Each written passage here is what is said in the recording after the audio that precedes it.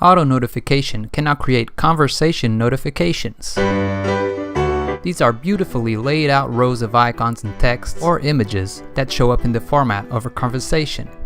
But like everything in Tasker, their content can be anything you like. For example, check out this small project I created in Tasker. Whenever something important happens, it sends an SMS to a loved one, allowing them to keep track of you. You can have automatic tracking, but also add manual events whenever you want. This is all tracked in a conversation-style notification, so you can easily see what your last events were. You can even add events from a configured list of pre-selections. Check out the links below for a full tutorial on how to use this and the direct link to import it in Tasker.